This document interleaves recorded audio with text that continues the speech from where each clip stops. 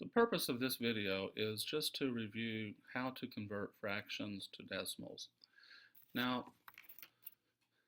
one of the examples that I have here is this mixed number here.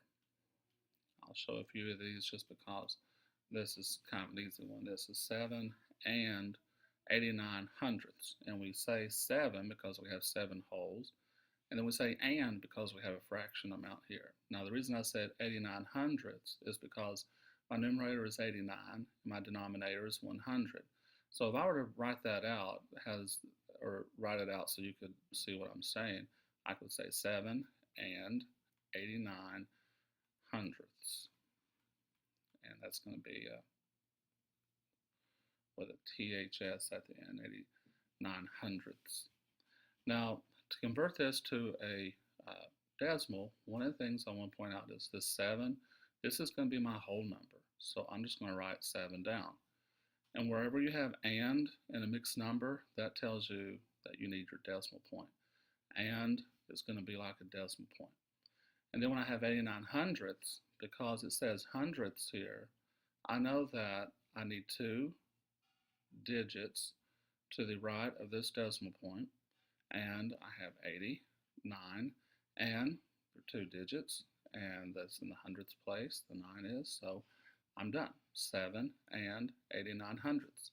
So that's pretty easy to do when you have a denominator that's an even 100 or 1,000 or 10,000 or whatever, because whenever you read these as a decimal, it's going to be hundredths or tenths or thousandths or 10,000ths or whatever you're working with.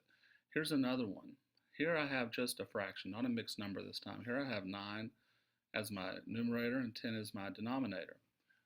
I would read this as 9 tenths. There is no whole number here. There's no whole number here, but I can put a leading 0.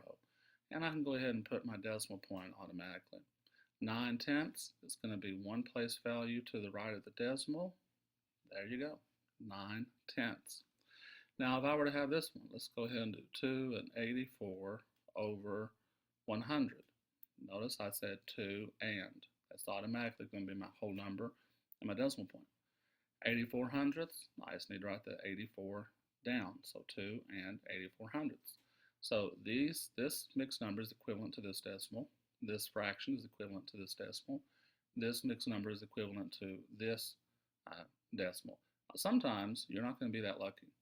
Sometimes you're going to have a situation such as this, like maybe you might have 3/4. You have 3/4. Now, you can't just simply go to leading 0, decimal point, and then 3. No, that's 3 tenths. And you can't say 3/4 because that'd be 34 hundredths. That's not how you do it. What you're going to have to do is look at this as a math problem now. You're going to have an operation here. When I say operation, operations like addition, subtraction, multiplication, and division. In this case, we have a fraction bar. So that tells us we're going to be doing division. You always divide your numerator by your denominator. And so here, I'm going to say 4 will go into 3 how many times? Now, I know right off the bat, 4 will not go into 3.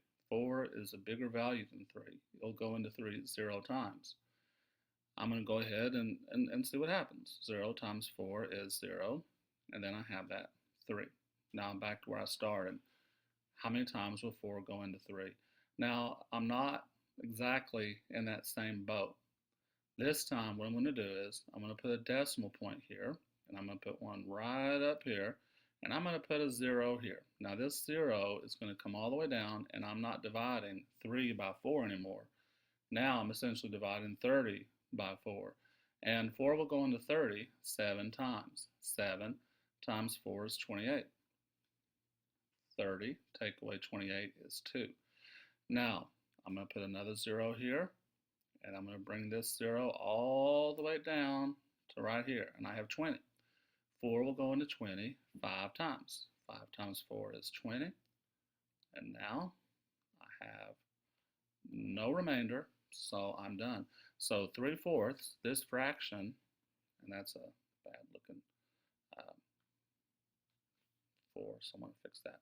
So 3/4 is equivalent to the decimal of, well, I'm not going to tell you. Let's figure it out together.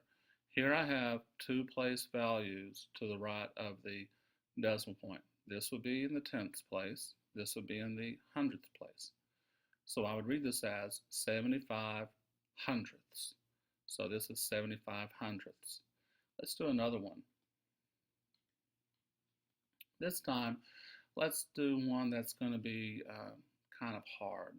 When I say hard, I mean it's not going to be a simple stop at the hundredths place value and you're done. This one I know is going to be a little bit different. Now, if I had my calculator, I would simply say 2 divided by 3, and it would give me a really long decimal. It will give me a repeating decimal. But I'm not going to use a calculator. I'm just going to use the standard algorithm. Let's see what happens. So I'm going to take 3 and divide 2 by it. And I learned something from my previous example. I'm going to put my decimal point here, and go ahead and just put a 0 to begin with. Now, I will go ahead and put a leading 0 here. It's not necessary. It does not affect the value of whatever is to the right of that decimal point. It'd have the same value whether that leading 0 was there or not. But I do know in some professions that they do require leading 0. Like in the medical field, I've been told, and a few other fields, they want that leading 0 just to make sure that there are no errors. Okay, so 3 will go into 20, almost 7 times, but not quite. It's going to go in at 6 times. So I'm going to say 6, and 3 times 6 is 18. 20, take away 18, it's going to give me 2. I'm going to put me a 0 here, bring it on down. I got 20 again. It's going to give me another 6. Now, 6 times 3, it's going to give me 18 again. And 20 take away 18 gives me 2 again. So I have another 0. So I'm going to bring that 0 on down. 3 will go into 20. Yet again, 6 times. 6 times 3 is 18. And 20 take away 18 is 2. And I'm just going to stop. I'm just going to stop. What I could do in this situation, depending on what I'm required to do, I could just simply round this to be, maybe round this to be 7/10. I could round it to be 7/10. Or I could round it to be 67 hundredths. Or I could just put a little slash above that last 6. It looks almost like an arrow. I could put a little slash above that 6, and that lets me know that that 6 is repeating forever. And that would be sometimes a situation you're going to run into.